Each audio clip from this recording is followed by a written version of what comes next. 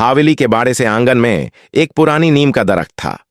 उसके नीचे रोज सुबह सलीम जमीन पर पानी छिदकता और झाड़ू देता।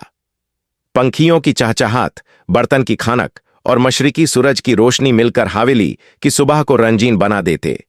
आका करीम अपनी बैल्कनी से निकालकर नीचे देखता। सलीम का पसीने से भीगा हुआ चेहरा देखकर कहता, सलीम चाय तैयार है।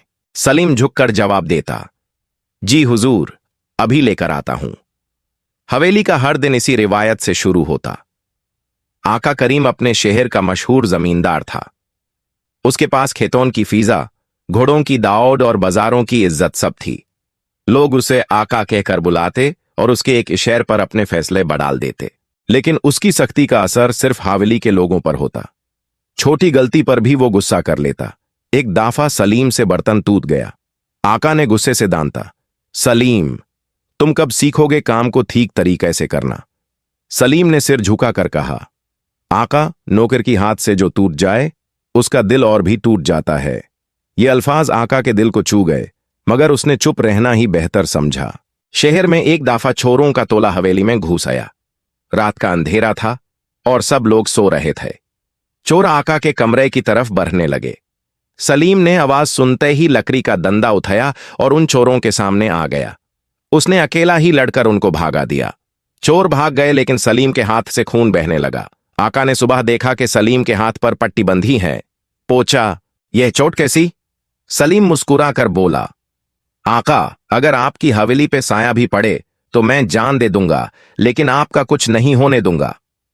आका की आंखों में पहली दफा शुक्रिया का असर उभर आया। शहर में मेला लगा। आका ने अपनी हवेली के नौकरों के साथ वहां जाना था। सलीम भी साथ गया। मेला में लोग सलीम को देखकर हैरान थे, क्योंकि वो सिर्फ नौकर था, लेकिन उसका बर्ताव सबसे बेहतरीन था। वो बच्चों को मिठाई खरीद कर देता, गरीबों को पैसे दे देता। एक बुजुर्ग ने आका को कहा, यह तुम्हारा नौकर नहीं, तुम्हारी हवेली का फरिश्ता है। आका ने पहली दफा फखर के साथ कहा, हां, सलीम मेरा नौकर है, लेकिन उसका दिल किसी आका से कम नहीं। जिंदगी हमेशा आसान नहीं होती। आका करीम के कारोबार में नुकसान हुआ। जमीन बिक गई, पैसा कम हो गया। जिस शहर में लोग उसके कदमों में गिरते थे, अब वहां उसे देखकर अफसोस करते। हवेली के नौकर एक एक करके निकल गए, लेकिन सलीम ने आका का साथ नहीं छोड़ा। आका, अगर दौलत चली गई तो क्या हुआ? मेरे लिए आप ही सब कुछ हो। मैं भूखा रह लूंगा, लेकिन आपको अकेला नहीं छोड़ूंगा।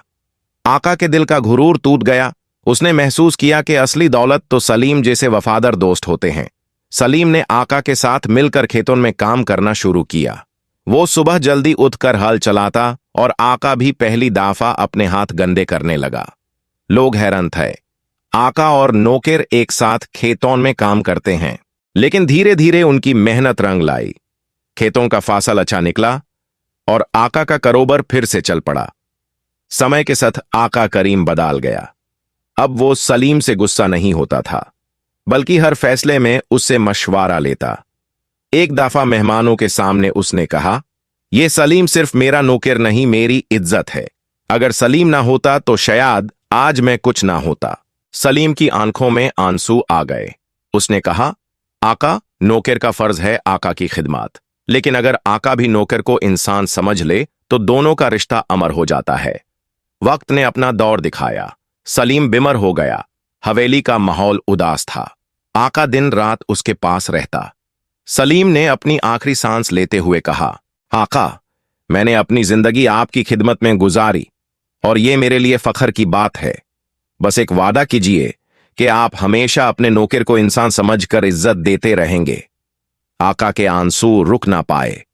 उसने सलीम का हाथ पकड़कर कहा, सलीम, तुम सिर्फ नौकर नहीं, तुम मेरी जिंदगी का सबसे बड़ा साथी हो। सलीम की रूह मुस्कुराते हुए रुखसत हो गई। शहर के लोगों ने देखा कि आका करीम ने सलीम के कबार पर एक शानदार मकबरा बनवाया, जहां लिखा था, यहां वो इंसान आराम कर रहा है जिसे दुनिया नौकर कहती थी, मगर मेरे लिए वो असली आका था। और यूं आका और नौकर की कहानी मिसाल बन गई।